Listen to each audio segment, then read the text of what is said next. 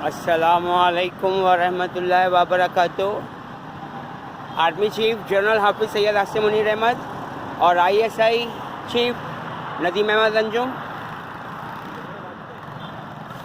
मैं आज सामने मैकडोनल्ड पर गया था।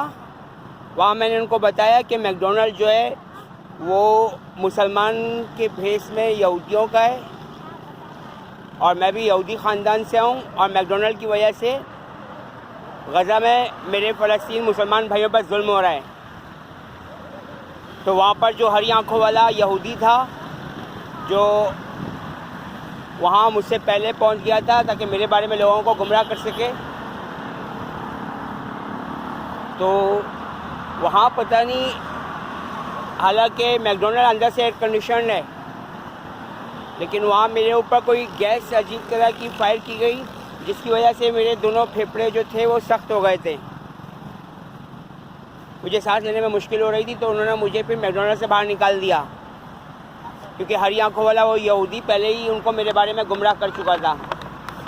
बहरहाल मैंने उनको बता दिया कि पेप्सी कोक में हमारी यहूदी कम्युनिटी ने हार्पिक का तेज़ाब शामिल किया हुआ है और शराब मिलाई गई है, और ये भी कि जो कोई पेप्सी कोक पिएगा तो 40 दिन तक उसकी कोई नमाज ही कबूल नहीं होगी। और हार्पिक का तेज़ाब वो जब अपने बच्चों को पिलाएंगे तो उनके बच्चे भी उनसे एहतिजाज करेंगे बड़े होकर कि हमसे इतनी नफरत थी तो हमें ऐसे ही मार देते। हमें शराब भी पिलाया गया, हमें हार्पिक का तेज़ाब भी पिलाया गया और हमारी नमाज़ें भी कबूल नहीं हो रही।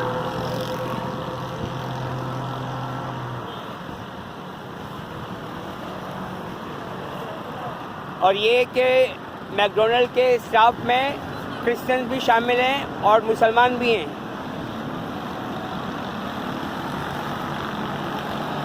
तो इस हवाले से ये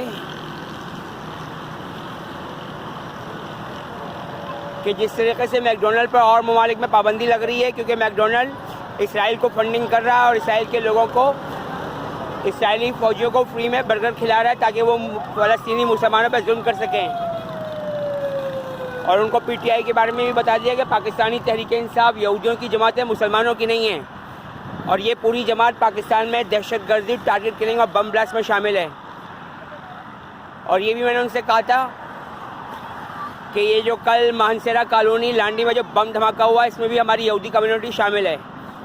तो उन्होंने कहा भाई आप यहाँ ऐसी बातें नहीं करो। मैंने कहा भाई मैं सहाफ़ी हूँ, कुरान पाक की सूरह नूर से PTI के चेयरमैन इमरान खान जो यहूदी है उसने मेरे बारे में कुरान पाक की सूरह नूर से आयत गायब करवाई है, और इसी हवाले से मैंने आर्मी चीफ को भी प्रूफ दे दिया कि इमरान खान यहूदी माँ का बेटा है, जालंधर इंडिया की यहूदन का और रा और मुसाद का पाकिस्तान का सबसे बड़ा दहशतगर्द है, सरगना है। और मैं भी यहूदी ख़ानदान से हूँ और मेरे वालिद ने पूरे पाकिस्तान में रा मुसाद के कहने पर बम धमाके किए थे और इमरान खान के कहने पर।